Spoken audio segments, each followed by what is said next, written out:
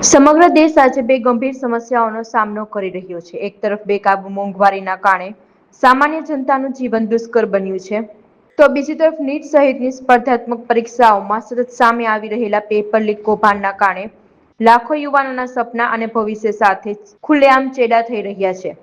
દેશની જનતા અને યુવાનોને આર્થિક તથા માનસિક રીતે બરબાદ કરતી આ બંને સમસ્યાઓ સામે ગુજરાત પ્રદેશ કોંગ્રેસ સમિતિના કાર્યક્રમના ભાગરૂપે આજે રાજકોટ શહેર કોંગ્રેસ સમિતિ દ્વારા શહેર પ્રમુખ ડોક્ટર રાજદેપસિંહ જાડેજાની આગેવાની હેઠળ રાજકોટ જિલ્લા પ્રમુખ હિતેશભાઈ વોરા અને રાજકોટના પ્રભારી જેનીબેન ઠુમર સહિત કલેક્ટર કચેરી ખાતે ઉગ્ર વિરોધ પ્રદર્શન યોજવામાં આવ્યું અને જિલ્લા કલેક્ટરને આવેદનપત્ર પાઠવવામાં આવ્યું। આ ઉપરાંત કોંગ્રેસના હોદ્દેદારો દ્વારા ખાદ્ય તેલના ડબ્બાના વિશેષ વેશ ધારણ કરીને વિરોધ કરવામાં આવ્યો। પ્રતીક દ્વારા દર્શાવવામાં આવ્યું હતું કે રસોડાની સૌથી આવશ્યક વસ્તુ ગણાતા ખાદ્ય તેલમાં થયેલો ભાવ વધારાને કારણે ગૃહિણીઓ અને સામાન્ય પરિવારોને ભારે આર્થિક સંકટનો સામનો કરવો પડે છે। આજે સામાન્ય માણસ પોતાની આવકનો મોટો હિસ્સો માત્ર જીવન જરૂરી વસ્તુઓ પર ખરીદવામાં જ ખર્ચી નાખવા મજબૂર બની છે।